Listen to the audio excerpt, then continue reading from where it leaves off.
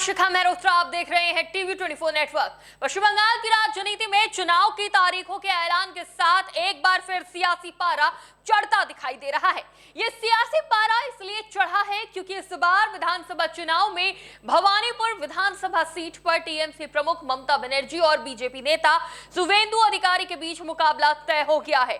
TMC के सबसे मजबूत गढ़ माने जाने वाले भवानीपुर में शुवेंदु अधिकारी ने ममता बनर्जी को घेरने की कोशिश की है, क्योंकि यहाँ पर गुजराती, मारवाड़ी, जैन, पंजाबी और उड़िया जैसे गैर बंगाली वोटर भी रहते हैं। इसलिए भवानीपुर को मिनी इंडिया भी कहा जाता है। इस विधानसभा क्षेत्र में 40% वोटर गैर बांग्ला भाषी हैं, जो बीजेपी के करीब माने जाते हैं। यहाँ मुस्लिम आबादी 20% है, जो परंपरागत तौर से टीएमसी के वोटर हैं। चुनावों के दौरान यहाँ अक्सर बाहरी बनाम लोकल का मुद्दा आता है, इसलिए यहाँ ममता बनर्जी के भतीजे अभिषेक बनर्जी पिछले 1 साल से जनसंपर्क में जुटे हुए हैं। सवाल यह है कि आखिर भवानीपुर, जो ममता बनर्जी का राजनीतिक किला माना जाता है, वहीं से शुवेंदु अधिकारी ने ममता को चुनौती क्यों दी है?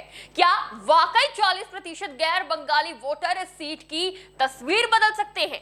क्योंकि एसआईआर के बाद इस विधानसभा क्षेत्र का समीकरण पूरी तरह बदल गया है। आपको बता दें कि 2026 विधानसभा चुनाव से पहले पश्चिम बंगाल में एसआईआर ने भवानीपुर की लड़ाई को दिलचस्प बना दिया है।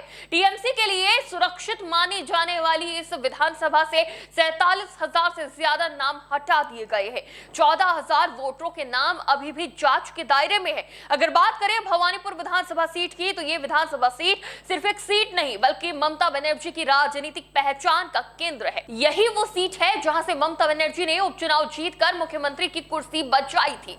यहाँ टीएमसी की पकड़ बेहद मजबूत मानी जाती है, लेकिन बीजेपी अब इसी किले में सेंध लगाने की रणनीति बना रही है। बीजेपी नेता शुवेंदु अधिकारी का भवानीपुर को टारगेट करना सिर्फ चुनावी बयान नहीं, बल्कि एक सोची समझी रणनीति मानी जा रही है। पहला मकसद ममता बनर्जी को उनके सेफ जोन में घेरना, दूसरा मकसद कोलकाता के शहरी वोट बैंक में बीजेपी की पकड़ मजबूत दिखाना, और तीसरा मकसद गैर बंगाली वोटरों को एकजुट करना बताया जा रहा है। बता दें कि शुवेंदु अधिकारी ये साफ संकेत देना चाहते हैं कि अब मुकाबला सिर्फ ग्रामीण बंगाल में नहीं, बल्कि शहरी इलाकों में भी होगा। अब बात उस फैक्टर की जो इस पूरी लड़ाई को दिलचस्प बनाता है। भवानीपुर सीट पर करीब 40% वोटर गैर बंगाली समुदाय से आते हैं, जिनमें शामिल है मारवाड़ी, बिहारी, उत्तर भारतीय, गुजराती समुदाय है। ये वोटर परंपरागत रूप से बीजेपी की ओर झुकाव रखते हैं। इससे बीजेपी की रणनीति साफ है कि अगर ये वोट बैंक एकजुट हुआ तो टीएमसी के लिए मुश्किलें खड़ी हो सकती हैं, लेकिन टीएमसी भी इसे समझती है। इसलिए ममता बनर्जी लगातार इस वर्ग को साधने की कोशिश कर रही है।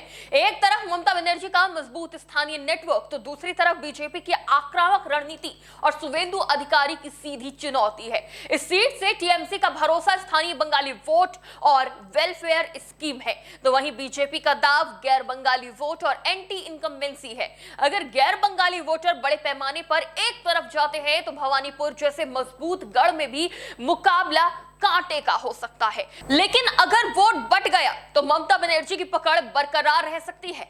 भवानीपुर की ये लड़ाई सिर्फ एक सीट की नहीं है, ये पश्चिम बंगाल की सियासत का ट्रेंड तय कर सकती है। शुवेंदु अधिकारी की चुनौती ने साफ कर दिया है कि 2026 का चुनाव आसान नहीं होगा, और ममता बनर्जी के गढ़ में ही अब सबसे बड़ी परीक्षा होने वाली है। तो क्या 40% गैर बंगाली वोटर सच में खेल बदल देंगे, या फिर ममता बनर्जी एक बार फिर अपने किले को बचा लेंगी? आप क्या सोचते हैं? हमें कमेंट करके जरूर बताएं। फिलहाल के लिए इतना ही। देखते रहिए टीवी 24 नेटवर्क।